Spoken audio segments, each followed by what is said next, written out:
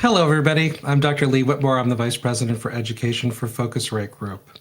Focusrite Group includes Focusrite, Novation, Sequential, Oberheim, Sonox, Atom Audio, Martin Audio, Linear Research, Timax, and Optimal Audio. And it's great to have you here today for the next episode in our series of Focusrite Group in Education webinars. And today is going to be a blast. We have some amazing panelists to talk about storytelling and podcasting in education.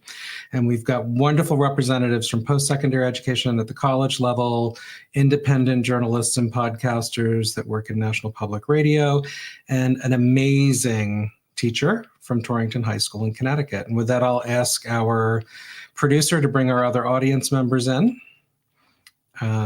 Here we go. We have our entire panel. So it's great to have you all here today, Chioke, Laura, and Wayne. Welcome, welcome.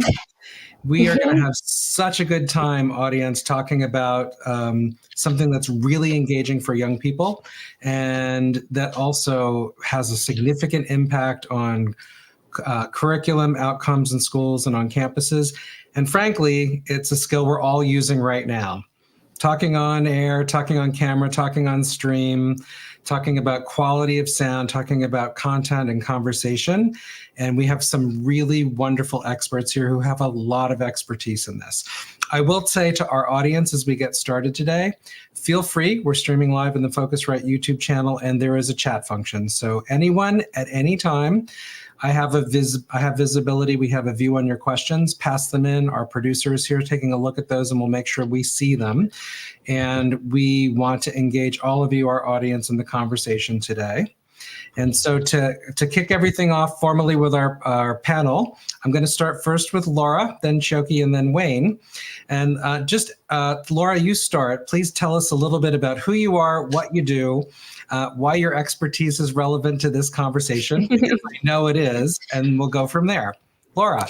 Yeah, happy to be here. Happy to be joining you all. I've been following all the journey of everyone. And yes, I'm here in Houston, Texas, just representing also for all the Colombian podcasters out there. I'm a producer, story editor, and also radio host, among different things, but I've also been a mentor of a community of Latinx creators. I had the honor to join more than 20 Latinx creators in the making of their first show.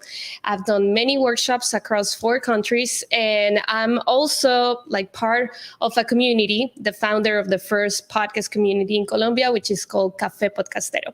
So more than a formal education, all my experience has been peer-to-peer training, community mentoring and one-on-one kind of mentoring. So yeah, I'm super happy to be here with you all and talk about podcasting in education. Thank you, Laura. It's great to have you here. And I know you because of our next panelist. We're going to turn it over to Chioke Jensen from Virginia Commonwealth University. Chioke, tell us a little bit about you. What's going on, everybody? I'm Chioke. Let's see here. So my PhD is in philosophy. I taught philosophy and African American studies for many, many years. I now work full-time at the VPM ICA Community Media Center, which is a production studio and workspace that's in the Institute for Contemporary Art here in Richmond. And I'm also, as an added bonus, the underwriting voice for NPR. Fantastic. It's great to have you here, Chioke, Laura. And next, Wayne Splettstozer from Torrington High School in Connecticut, who I've had the pleasure of meeting. And like Virginia Commonwealth University in the Media Center, I have been at Torrington High School in Connecticut and visited some of Wayne's students. Tell us a little bit about what you do in Torrington and your connection to podcasting and storytelling as well. Thank you, Liam. It's I'm honored to be here today. My name is Wayne Splettstozer. I teach at Torrington High School in Connecticut. I've been teaching for 29 years. 27 of those years have been in Torrington. Torrington is a Title I school. We're an Alliance district, meaning we're one of the underperforming school districts in Connecticut. My job is I do band, I do orchestra, I do all the instrumental groups, and I teach 2 levels of music technology. Podcasting for me just started out of what to do in remote learning. and it kind of grew organically from that, and it has totally just exploded in our school and is taking over just every discipline in our school, departments, and et cetera. And I'll be happy to share all those stories with all you guys here today. Thank you, Wayne. How fun. So today, audience, we're going to talk about a few things, and we'll improvise a little bit as well, I'm sure. But I've talked with our panelists in rehearsal, and we're going to cover a few things. One, what is the state of podcasting and storytelling today, and that connection to what's relative and what skills young people require, but also why podcasting and that type of storytelling, that creation, and our voices that can be developed with young people make what we're talking about today relevant in education, and then also for careers. And then I've asked each of the panelists to talk a little bit about how they educate, how they teach, and influence young people and young professionals and budding professionals who are pursuing storytelling and an opportunity to really develop their voice. We'll talk a little bit about the nuts and bolts of technology. This is a Focusrite sponsored podcast. We're here to talk about the content and impact, but we'll also talk a little bit about what's required to really sound good, make things happen in your podcasts and your streams. And then also, just a little bit about innovation and what's coming next in this field. So with that, I'm going to go to Chioke first. And Chioke, you are a Virginia Public Media voice. You work with NPR and also have your connection to education. You have a really strong view, I know, and I respect it in terms of the state of the art and the state of the industry. So let's just start with you. Like, things have changed a lot. When Wayne's program started with podcasting and music education, and he'll tell us more later, that happened around the time of the pandemic lockdown, and things have evolved a lot, as has his program evolved. A lot's happened in the last 4 or 5 years. So, back to you. Give everybody in the audience a little bit of sense of where are we at today? Oh my goodness. Well, so it's funny. So if we look at the podcasting industry, it's the biggest that it's ever been. Like, there have not been dips in listenership. Like, listenership is way high, engagement is way high. There are millions, literally millions of podcasts that are registered on like Apple Podcasts, and a good percentage of those are active and have huge audiences. And so I think that tells us that the willingness of the public to engage with podcasting as a form is like very high. I think that, but if we look at their reflection of that in a higher education, it's probably not as present as it could be. And so, like, if you go, for instance, if you were to randomly sample journalism programs from around the country, not that many of them would be doing specifically podcasting. Some of them might still be doing radio, but they might not specifically be doing podcasting. So what I tend to see is that there are certain kind of visionary people, like Wayne, for instance, who recognize the value of the form and then start using it as an education tool.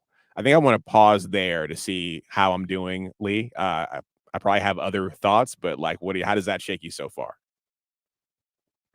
Oh no, Lee. No, Lee's gone. Lee's gone, but I can take the lead on that. Like, Go ahead, I can Laura. answer about. I can add something else to what you were saying.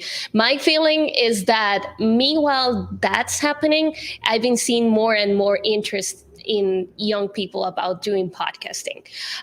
Actually, some of the college professors that I've met in the past, they're like, I do radio. And the students are like, so you have a podcast?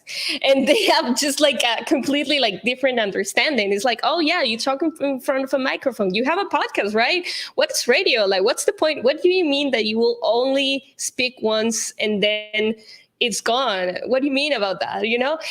I think we have had the luck of having like professors and also students to be like really active about this and to do a lot of experiments that maybe in the industry we don't have like the chance or the space to do. Especially in Latin America, we are like born and raised with the DIY policy, right? We do everything by ourselves. So finding podcasting has been like a huge window for small community radios, small public radios, like in the middle of the mountain, in the middle of the ocean, like everywhere, trying to do like their first show and having like a global audience for that. At least in Latin America, speaking the same language has been like really important to start communicating with each other and to find like our accents and our way to see the world like more and more connected. Just want to maybe throw the ball to Wayne and know more about your experience. Yeah, I think Chioke came onto something. Basically, what I tell my kids is podcasting is relevant. It is so relevant in everything they do. I poll every class. How many of you guys listen to a podcast? And just about every hand goes up. And they listen to a wide range of podcasts. Everything from artists to true crime to conspiracies, you name it. But they're listening to it. They're in the medium of podcasting. So when I presented to them and I said, look, you can do this. You can make podcasts just like the people you listen to. At first, they're like, okay, well, we don't know how to do it. And when I explained to them, it's very simple how to make a podcast. When I first started this was when we were all home, remote learning, we're all home. We weren't going to school. So I threw it out there. I said, okay, give me a 1-minute podcast. I said, it's a tell me something podcast. Tell me something about you. So, okay, I get, here's my dog for a minute. Here's my favorite pizza. My favorite video game. And then I got one and it was 15 minutes long. And I thought, oh, great. Someone forgot to hit stop. So I started listening to it, and the student was basically using it as therapy. He was saying, I can't, my parents don't listen to me. Why aren't they listening to me? I'm not a bad kid. And he was going on, and it was 15 minutes of him talking. And I was shocked. And I listened to some others, okay, here's my other minute. And then I got another one who was about 15, 20 minutes. This girl's parents were going through divorce, and she goes, I hate it. I have to be here with my dad at one time and my mom at another time. And, they're not letting me be me. And it was just, she kept going and going. So for me, I kind of realized this was an untapped kind of therapy for kids. They want to be heard, but at times they don't know how to be heard. And podcasting just gave them the ultimate vehicle to do that. So even in class, we could be doing podcasts on a wide variety of topics. The kids love it because it gives them a voice. And it gives them a voice to talk about what they want and with their friends, and they can play off each other and everything. And I've seen podcasting over the past 2-3 years just absolutely explode in my school. We're doing guidance department podcasts. We're doing audio history podcasts of teachers that retire every year. I'm teaching an English class when we get back to school next week from break on how to do podcasting for an English assignment. The kids are realizing, hey, we can do this. And, we'll talk about the Vocasters later, but the best story with that, I had a girl who sat down after 5 minutes explaining how to use it. She went, oh, I sound just like my podcast. And to her, that just sparked. It just sparked with her, like, I can actually do this. And she was a student that wasn't doing well in other classes. So it was just give her that window of something that she can do. And she had the gift of gab. I said, run with this, just go. So yeah, podcasting, it can be anything you want it to be. When I do sessions for other school districts and teachers, I say, look, this is what I do with it. You don't have to be me. Find what your students are into. Find the culture of your school. Podcasting can be anything you want it to be. But it is the new voice of your students. And that's the thing that I always push about podcasting in the classroom. Thank you. And thank you, everybody. I couldn't have been in better hands to have an internet outage in the middle of one of our live streams. Everybody in our audience, we're live. I got lots of messages, and yes, everything is okay here. But with this panel, I knew everything would just buzz along quite well. So thank you. I'm back, and appreciate the carrying on of everybody in the panel. So to that topic, just a little bit of Laura, I'll start with you and then go to Chioke and to Wayne. You've given us a little bit sort of background of the state. But when you're talking with folks, Laura, that you're training, that you're coaching, what are things that are current and relative today? Like, what are things that you're recommending to folks that you're working with in workshops or when you're teaching in terms of skill development, given that podcasting has been something that many of us have heard about or are actively engaging in? We'll go around the panel, just some tips. What are things that folks need to think about today in 2024? Yes, I love this question. And I also love to follow up to what Wayne just said, like just hearing you say that podcasting has given like kids the chance to tell their part of the story. I think that's one of the main things that I love to do every time that I'm like mentoring someone. Like when I start a podcast workshop, the first thing I do is like, grab your phone, find your recorder thing, and then I want to see you record 30 seconds or something. I know this is not high quality, and I will get into that later. But what I want to do is like from start, showing them that the tool is not something like mysterious you cannot touch or you cannot use, because I think like that's what like internet culture brought to us. You know, I was raised and born when I was 17, I had to go on a college radio, do an internship of 8 months to even go and talk in front of a microphone. You couldn't do that like in your home. It's like you gotta like train past like almost a year, and then after that I could have the chance to speak in front of a microphone, but in the way of the radio college, right? So there are like some boundaries that are not there. So the first thing that I do always is just like start by there. It's like, okay, it's not about having a microphone. You can have it. Like, here it is. It's about what are you going to do in front of the microphone, right? So I think nowadays, with so many podcasts that are about two people talking, what we are seeing is that, and this has happened like in different formats of communication, right? It has become more and more less come and listen to me. Like, I have this is my show. This is Laura's show. I'm going to talk and talk and talk and talk. And it has to go more towards, this is what I think, and let me understand you better. You know, education in communication models that are not on one-sided, but more two ways and collaborative. We're still learning that representation, for example, is just the first step, right? Especially for like when I have worked with Latinx folks, they're almost all of them, they're like LGBTQ members and some indigenous of them too. And what they are thinking is like, oh, I made it this far. This is how I have to behave in front of a microphone, if you know what I mean. But representation is just like the first step.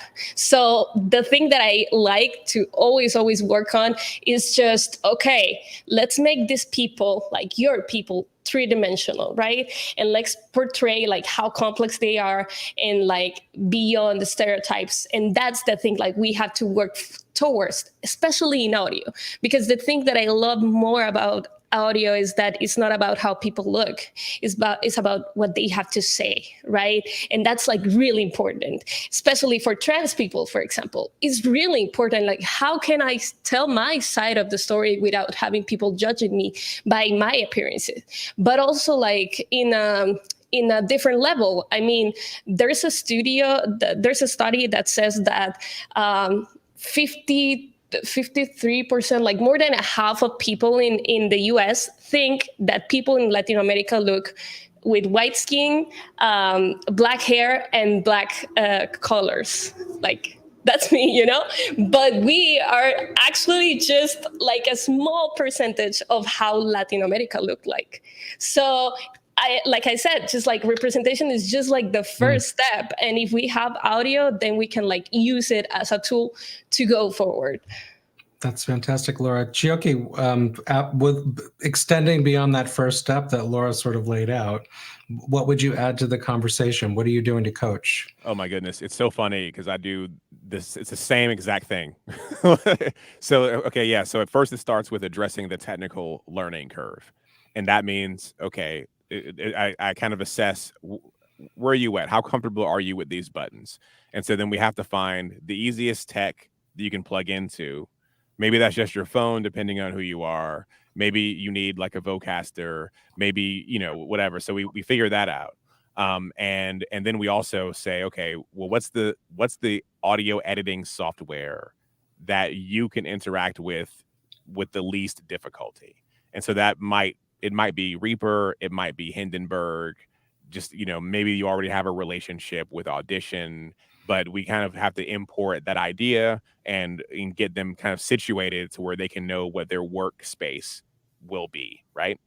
But then, so that I will often do first, just to like say, hey, this is not that hard. Like you can totally do this. This is what it is. You can do the little training courses on YouTube. This is not that hard. We can get there. We can help. But then the next thing, and the thing that probably takes the most time, is you have to address the imagination. Because what people imagine a podcast to be, it varies wildly.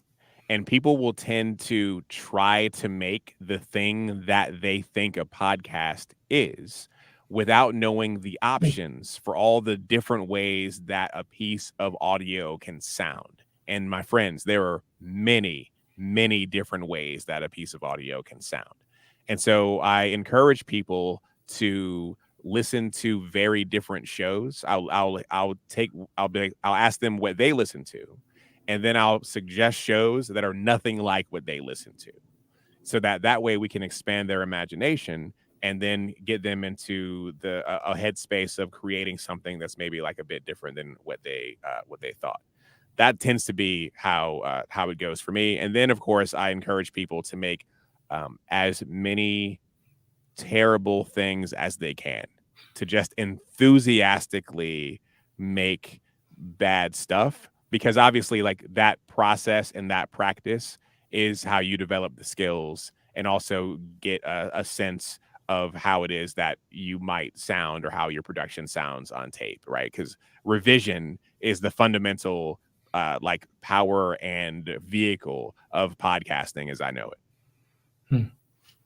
Wayne, what would you add to that? I've seen you work with your students and get them started, and I hear a lot of commonality in the advice that we've just gotten from Laura and Chioke.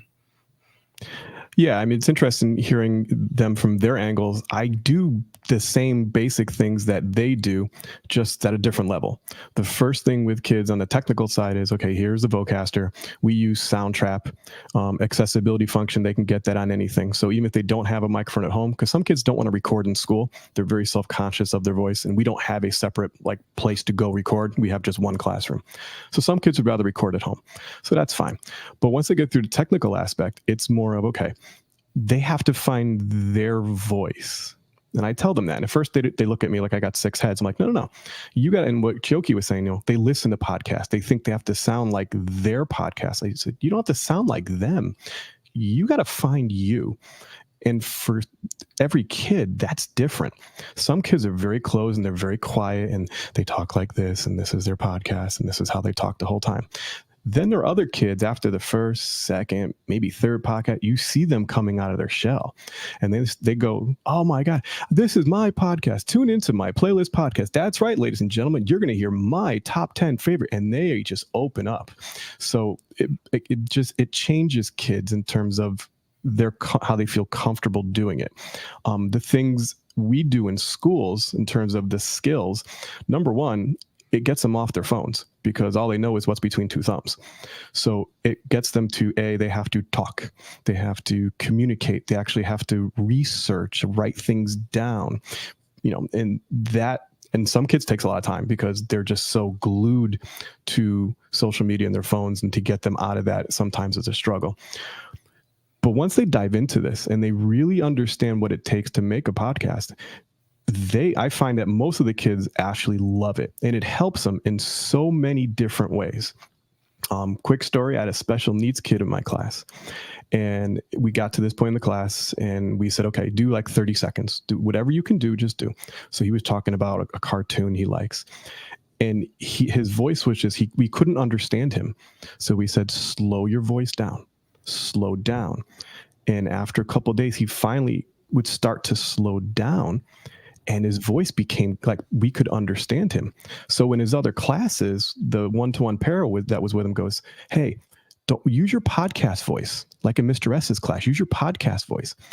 And that led him in other classes to slow down so his other teachers could hear him.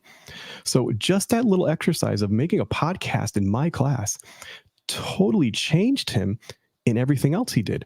And his grades went up, and his teachers found he was more responsive in class. So I think podcasting is really, I said it before, it's untapped. It's this vehicle that it can help every kid in a different way. And I think, again, that's the beauty of what we're all saying is, they can do what they want with it, how they want to do it. We're just giving them the vehicle of teaching them how to do the podcasting. But for teenagers, it really has changed what we do. Thanks, Wayne. We talked a little bit, or I heard our panelists talk a little bit about tech. So I'm just going to go down that rabbit hole for just a second, but connecting it, panelists, to the sense of what good quality audio is and what's important and what you're teaching and coaching. And I'll give you an example. I recently was asked to teach for an organization that is focused on workforce development in Massachusetts. And I went to a career vocational technical high school where a number of high schools in the Boston area, south of Boston, were represented. And as I toured the school later, they had a wonderful film and television program. And one of the things that I heard from a teacher who ran the film and video program there was this sort of change in the sense of what audio is and what's important. And also a comparison between young people, students' focus and attention to video versus audio. And I see some nods, so I think maybe we might be onto something interesting in the conversation. And the teacher said to me, with the high schoolers now, particularly coming out of the pandemic, there's much more focus in her student population, and this might just be that high school, to the visual image and stream, the moving image, rather than what's happening with audio. But we're talking about a medium here, while we may all be on camera, which is a storytelling medium. And Wayne and Chioke and Laura just mentioned, what's your voice? What's it sound like? Regardless of, because your audience may not be seeing you. So Laura, how about I go to that one with you first? What are you finding in terms of, and again, it is a Focusrite podcast. So I'm on a Vocaster now. When I was at Resonate, the podcast festival that Chioke will tell everybody about, that he manages and produces at Virginia Commonwealth University, I asked the audience, what are you producing your podcasts on? And the audience knows certainly that some kind of audio interface, more than just using your phone. If that's all you have, it's perfectly fine. But let's talk a little bit about that. Attention to the visual versus the voice, the sound, and what are you hearing with the folks that with the folks you're working with, Laura? I think it's a continuous process of learning how to hear better. I love to do like the example with movies, for example, how the first movie was just a train approaching, and then everybody was like so scared in the movie theater, and they left and everything because they thought that really that train was coming over. But as technology came, people started to look differently, and now people can know how does a pixel photo look like bad quality in image, like how does that look like? Now we are learning how can we hear better, and how does high quality sound sounds like, again, it has to do, I think, with the change of technology and digital media, because for example, you all know how old school I am with this example. I first started recording CDs, and I listened CDs on my Discman. And when I got to high school one day and I saw there was another kid with the whole Iron Maiden albums like in this tiny thing. I was so mad. I was like, what do you mean you have like all the CDs like put in there? But I put on the headphones, and I was like, this doesn't sound like big, and like loud, and like how heavy metal sounds, so I understood the difference. Nowadays that I'm doing workshops with kids that they are TikTokers. They come from TikTok and they want to do TikTok, and they're used to like improvising. I get this cool expression that is like, can you pump up the volume so I can see better? I'm like, yes. If I like pump up the volume, you will start seeing like the image better. And I use a lot of examples every time. Like, okay, this is how MP3 bad quality sounds like. All right, this is how a bad recording sounds like. This is how something that is like full on reverb sounds like. And now presenting a good quality audio, and every time they're like, oh wow, it sounds so intimate, it sounds so great, and I'm like, yeah, that's what you want to have. And then they got like very like instantly, they got like so into mic references and how can I like, where should I buy this, how can I do this and that. And I've seen like some of my mentees now, they're like wearing a huge microphone in their TikToks. I'm like, I'm so proud of you. It's like, yeah, you don't have to like necessarily use like one of this one big microphones, but you got the idea, and that's so important. So yeah, that has been my experience so far. Fantastic. Chioke, how about you? What would you add to that? Oop, I think we're muted, Chioke. Of course I am. Yeah, I totally agree that technical standards are, in effect, narratively significant. I think that it's easier to get someone to listen to a high quality thing. I think that people think they're okay with listening to low quality stuff, and that low quality stuff creates ear fatigue.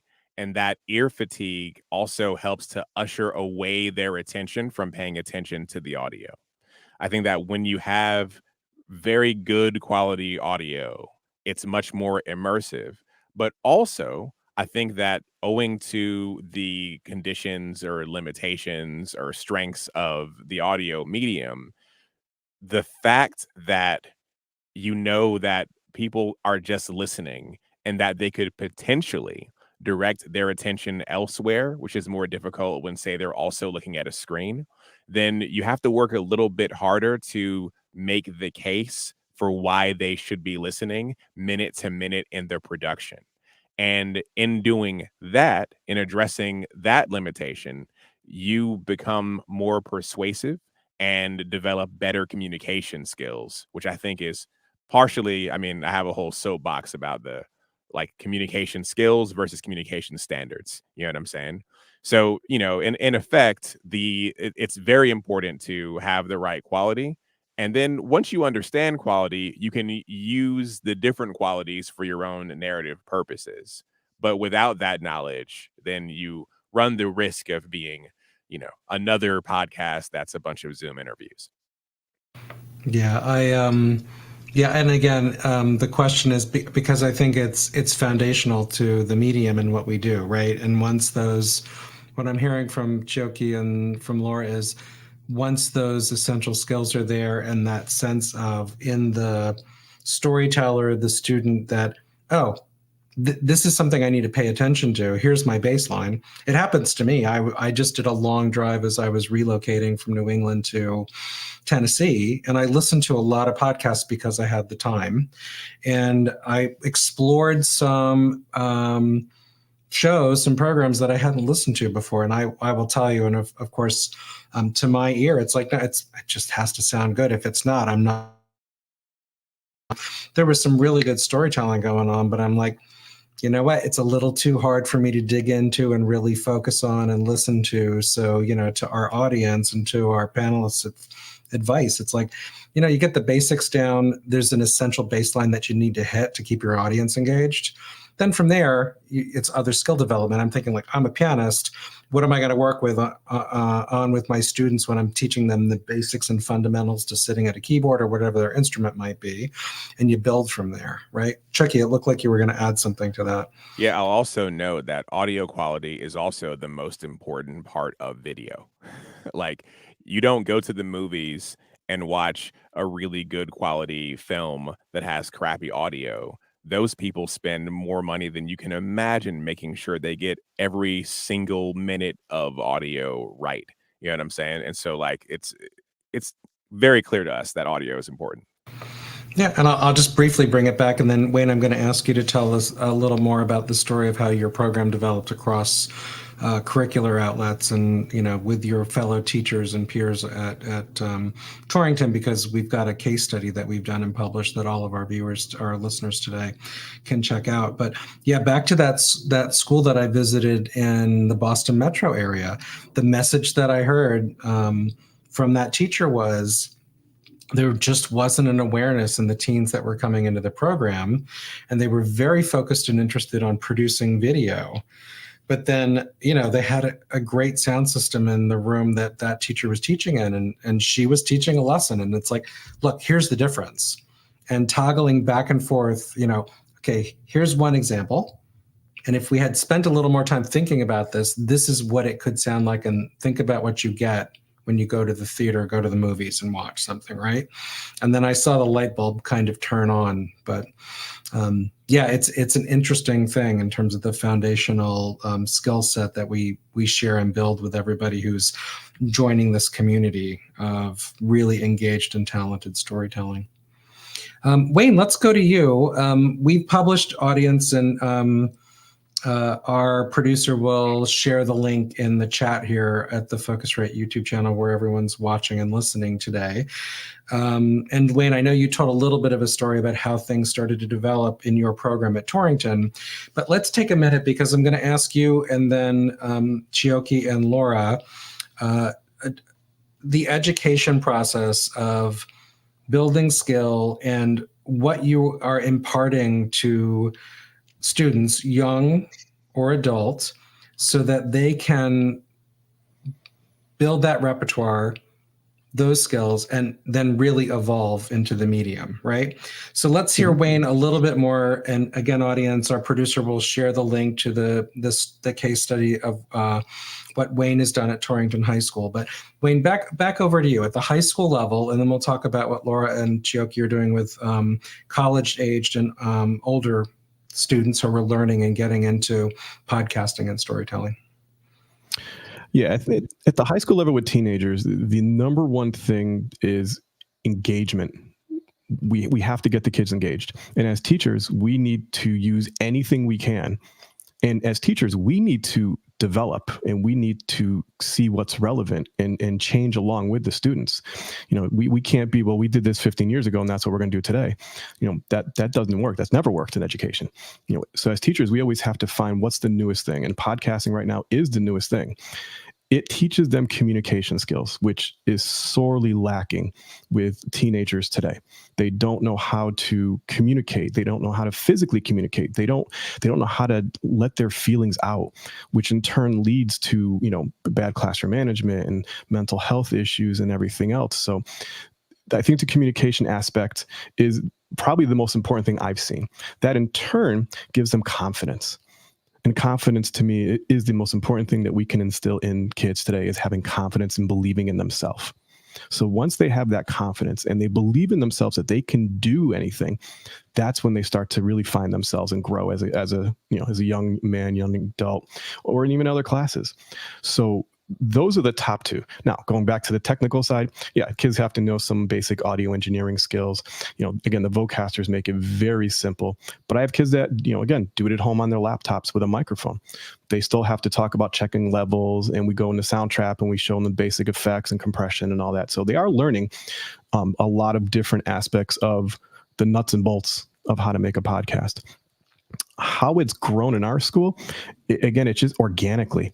I did not set out to make this a huge part of our program. Again, I just trying to find something for the kids to do and see if it's stuck. And every semester now, I'm finding more ways to have podcasting as options for assignments.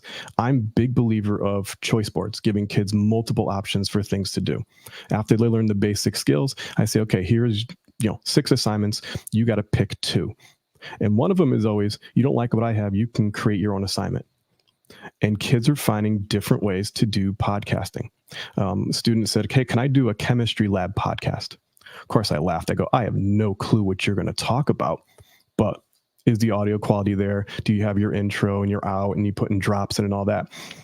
The chemistry teacher fell in love with it. And then another teacher goes, hey, wait a minute. I could do that in math class. And now the teachers are seeing that these kids are engaged, first and foremost, that what they're doing is better, and they're getting more out of the kids with the vehicle of podcasting than they would doing whatever assignment they had in their classes. So the teachers are taking chances, and they're letting kids do podcasts for various things in their classes. And they're finding those kids that really weren't engaged all of a sudden now really engaged, because they're doing something that they know about, because again, podcasting is so relevant, but it's also easy, and the kids can do this no matter what. So we have podcast bags in my room. There's 4 sets of Vocasters with microphones, headphones, everything they need. So a kid will come in and goes, oh, I got to go to science class. They grab a podcast bag and they go record. Or you know what, I got to do a guidance podcast. They grab a bag and they can go. So they can go anywhere in the building, record everything. And it's made it very easy for the other teachers to see. And that's the part that has made it grow, again, organically. Administrators, they want to do podcasting for, hey, SATs are coming up. Can I do a quick podcast for SAT directions? Absolutely. Sports, hey, we got a big thing coming up. Can our football team or can our baseball team? Yes, absolutely. We do a live podcast at the sports banquet now. My Music Tech 2 class, that's part of their class. We go to the golf course, we set up our equipment, and that's the biggest thing of the night. It's not so much kids getting awards. They want to be interviewed on the podcast. We have the mayor, city officials, superintendent, you name it. We're interviewing everybody. And it's great because I tell the kids, I don't know who's going to come. Go. Whoever sits down, start talking. So it's all improv. But, it happened organically because they see the kids engaged and the output that they're getting from the students. Fantastic. Chioke, I know with your NPR relationship, and we've talked about this a little bit, student podcast submissions, competitions, and the sharing and socialization of work that students are doing at the high school level. You're working at the college level. What would you share? What would you like to share with the audience that extends what Wayne's talking about at the high school level?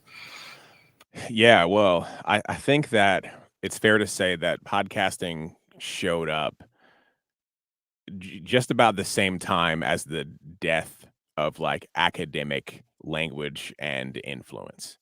So like for instance, I haven't met a college student in years that had to learn about the various Latin phrases that's used in like academic essays. I haven't met a college student in years that even like knows how to write particularly well if they're not like in a literature program or whatever. But that's not to say that they're not engaged in communications projects, because actually communication across media is at like an all-time high. Like it's not even close. You know what I'm saying? Like there's so much of it. And also the possibility of being misunderstood is at an all-time high, right?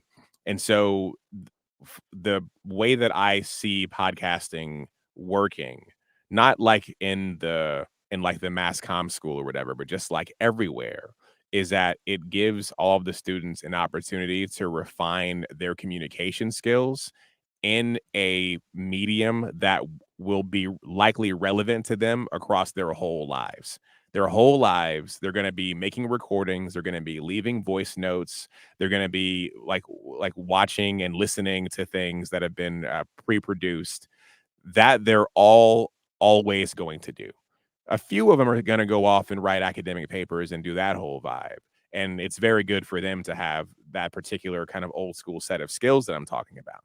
But everybody else could benefit more from scripting their podcast and doing like the best possible take and cutting the best possible thing together and then listening to it and then saying, what if I could sound like this best cut of me all the time.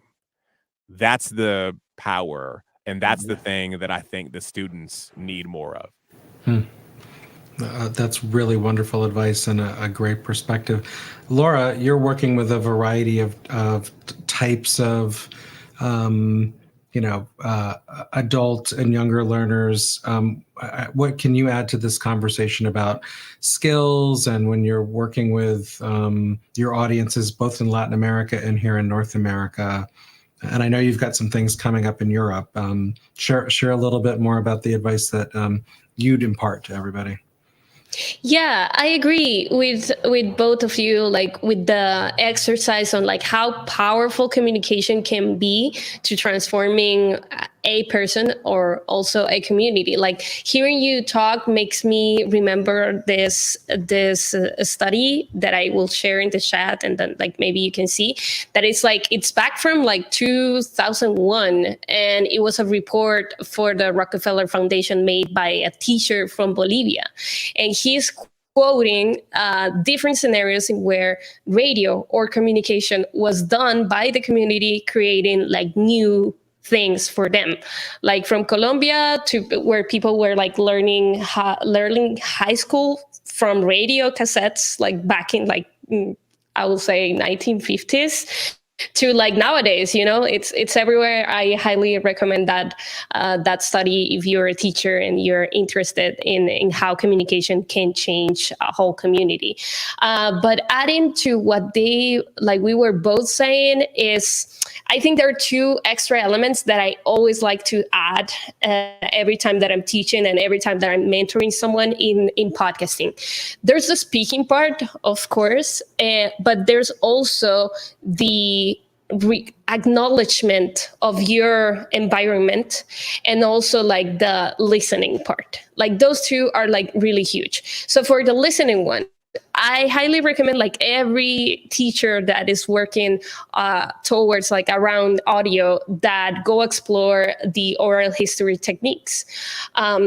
This is like a technique where you just like sit with someone else, ask a question, and then you wait and you just like let them talk for an hour or two or whatever it takes. Like it's a huge it's a huge technique, field of study and everything. But doing that, it's very like it starts strengthening your skills as a listener. It's like, okay, you're here to understand the other person, and then if you put your students, for example, go interview someone in your community that it's maybe someone interesting, but just ask one question and let that person just like talk however they want to. Is like a skill of like listening that you like that can nurture other aspects in life. Not every podcaster is in front of the mic. We are also like in the trenches, like doing and cutting and listening and doing a lot of listening. So there's that. And then the other thing that I like to do is to put them like exercises of, okay, go and record one sound that you hear every day, that it's like your sound or on how your house sounds. It could be your coffee machine. It could be your AC. It could be, I don't know, your high school bus. But I did that once with some kids in Medellin, and some of them were like from rural parts of Colombia, and I got like motorcycles, I got like church bells, I got like all these kind of things, and they were like, oh yeah, isn't that normal for you all? I'm like, yes, that's so special, Like that's how you acknowledge how your normal word sounds like, and that is so precious. Like I wish I could have like recorded the first coffee machine that my parents had back at home when I was a kid, because like that sound, or like the toys, like the kids' toys, they have like this sound, and then like when you're hearing that, you're like transported like ages ago. So yeah, like knowing that and doing like a little of field recording, or just go and just get that sound and share it with the class. It always kickstarts a huge conversation on how your context it's around you, and it starts like a new level of developing your listening with your environment. So yeah. Laura, I'm going to stick with you, and then we'll go around the panel here. What are some things that you are doing now or doing next that are interesting, something innovative that you'd like to share with the audience, that, like that example you just gave of what's your environmental soundtrack in life, and share it. What are some things, whether it's some event that's coming up or something new that you're working on, that you're developing with your community, that and everyone on the panel, this is about best practice. What should our audience know about things that you're doing that may help them in their journey about storytelling and podcasting? Okay, well, speaking of like sound recordings, my podcast that I did like in 2020 is called Viajes Inmóviles, and it's all about field recordings. I don't have music. I have like very low human voice in it, but what I did is that every time that I go travel to places, I take sound recordings more than I take photos. So when the pandemic hit and we couldn't like leave our homes, I came back to those sound recordings, and I just said, I want to publish just 2 minutes of Rio de Janeiro's Ipanema there. And that's like a huge bunch of the episode. It's just like, sit here, listen with me, and like we will stay here for a while. It has 5 to 6 episodes. It's called Viajes Inmóviles, and I've done it like for different countries. And now I'm developing my new series, which is going to be a memoir that I'm premiering in May. I'm doing like a sneak peek in May in Spain, but I'm mainly launching it in October this year. It's about being young and like the growing pains of being young through audio. So yeah, if you want to follow my journey, I report everything, and also like a lot of industry analysis on my Substack, just like dropping the link here so you can be the first to know. Fantastic. Chioke, how about you? What are some best practice examples, something new that you're doing, maybe something that's going to happen at Resonate this summer? Oh my goodness, so many things. Well, so right now at my university, coming this fall, we have like a common book program where all of the incoming freshmen have to read the same book, and then there's assignments and all that related to it. However, this fall, the common book is a podcast. And so I'm trying to develop a curriculum that the university's professors can just quickly import to develop lessons about, like to make podcast stuff for their assignments. And what I found is that the thing we have to address first and foremost is like what students think a podcast is. And so as a way to harmonize that, I'm using the framework of the Audio Flux project. Now, this is a project that started by Julie Shapiro and the Reverend John Delore, and it's effectively a podcast art project that has particular parameters. They have to be 3 minutes. They have to have certain kinds of audio, and they're made off of this prompt. And I'm going to use the flux work idea as the controlling concept for how to think about a podcast assignment. So then that way, everyone can know, okay, if it's 3 minutes long, it has this, this, and this, it'll be then easy to grade. It'll be easy to like listen to because they won't be like super long, et cetera, et cetera. And so we're developing right now a lesson plan based off of the Audio Flux project. Now, I also have a summer program called Levels Up Academy. This is a podcast training intensive. It's for young adults, 17 to 22. But we're expanding it this year to be part of a scholarship program for community college students. And that I am very excited about. And then also the last thing we have, of course, in the fall is Resonate Podcast Festival. Now, this is like an education forward podcast festival that's also very entertaining. And this year we'll be focusing on the relationship between fiction and nonfiction in podcasting. So that is going to be super dope. All of you should come to it. But if you can't make that, maybe come the day before, where I'm going to have a student podcast day, where we'll specifically have production and educational content for students with regards to podcasting. And hopefully also we're going to hand out some internships. Love it. And I will speak from experience because I've been there. Audience, you should take a look. And Chioke, if Jordan hasn't, Jordan's already shared it. Our producers shared it. I think that all the events that Chioke's hosting in Richmond, Virginia at VCU are, if you can make an effort, you will be well served by spending the time. And boy, what a great community too, and that you've put together. Yeah, it's like the people who care the most about the craft of storytelling, and that's the community, and those are the skills, in fact, that are the most useful going forward in one's professional life. Yeah. And Wayne, I know we recently met. You and I both spoke at an event that one of our partner collaborators, Music First, held in New England. And since then, you've been telling me about some of the events and teaching that you're doing this summer. Share a little bit about what's coming next from you, and also what might be coming in your programs at Torrington High School. Yeah, my mission has been to educate college music majors and young teachers especially on the importance of adding technology in the curriculum, because most music majors, they just don't get this. They get how to run rehearsals, and they get theory, and they get everything else, but then they're immersed in a school, regardless of what level they teach, that's technology rich. You got to go classroom, you got to do this, you got to do this. So I'm really passionate about getting to those people and showing them what it can do.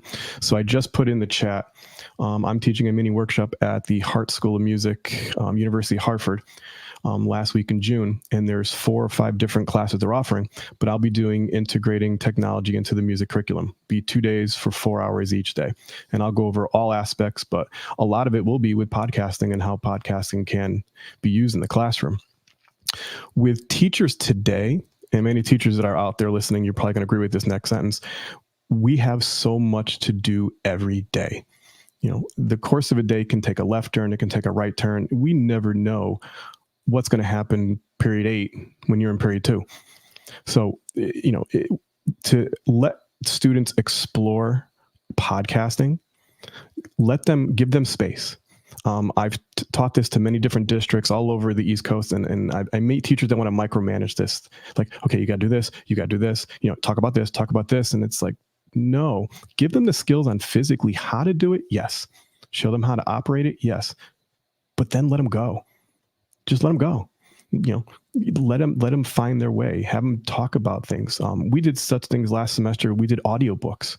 We did an audiobook in Spanish. A couple of kids go, can we do it in Spanish? Absolutely. So now our ESL department is going to give us things. So each semester they can have things translated into podcasts in Spanish for our ESL kids. Again, another untapped thing I didn't see coming. We also have a preschool. So now kids are doing children's books and putting sound effects behind it and everything, so they can use, the podcast as a part of the preschool. So that's one thing I've been doing a lot of, but educating not just the teachers, but the administrators, because let's face it, the administrators make the decisions. No matter what, as teachers, we want to do, we have to have approval from someone up above. So that's why I always include administrators. Hey, would you like to do a principal podcast? Hey, assistant principals, why don't you come on and be interviewed? Go up to the Board of Ed. We would love to meet the new Board of Ed members. Would you guys mind doing a quick podcast? If you include everyone in your community, show them that the kids are doing it. I don't do anything. I just sit there. The kids have a problem, I'll jump in, but the kids set up, the kids interview, the kids ask questions, they do it all. And they see how powerful that is. That's how you can grow a podcasting community in your school. Take baby steps, but then let them go. And don't be afraid. Let them go, because the kids do amazing things. I'm struck by the variety of amazing ideas. Our panelists you're sharing so many good best practice examples that everyone in our audience and those who watch this webinar later will be able to carry with them. Super fun and exciting.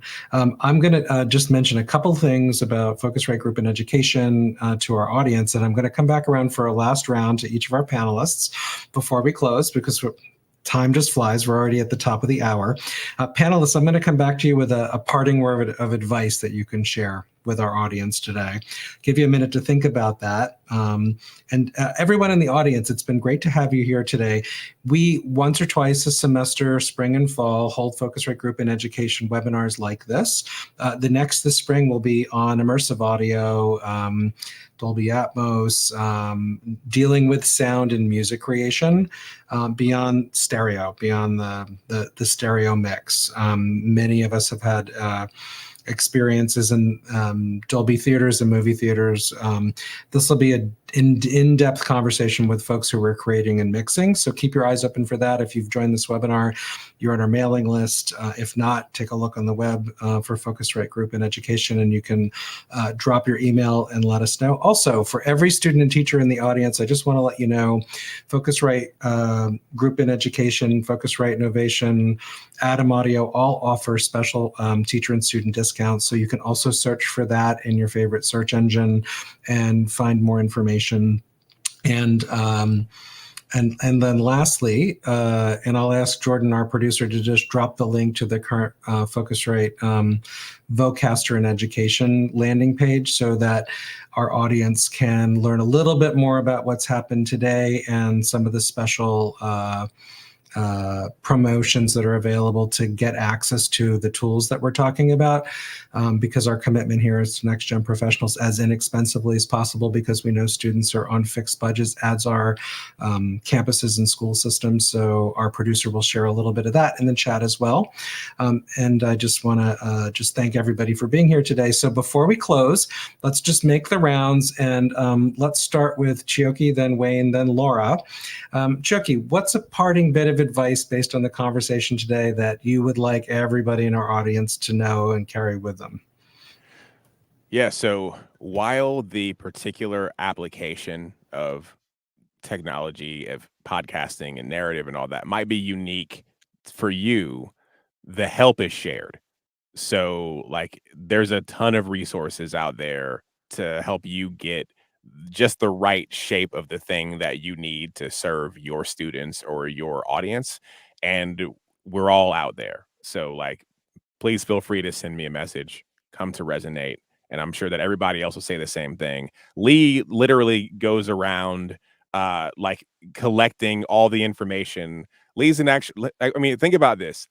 Lee Whitmore is an education PhD who works for a podcast hardware company. Like, think about how ridiculous that is and how useful this man can be. So yeah, I think that's my parting thing.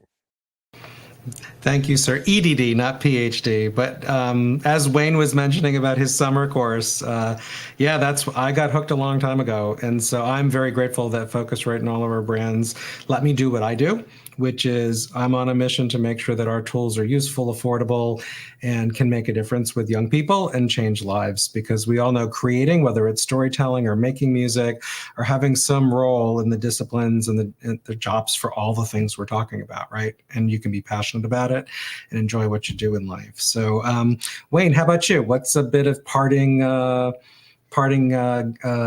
sage advice that you'd like to share?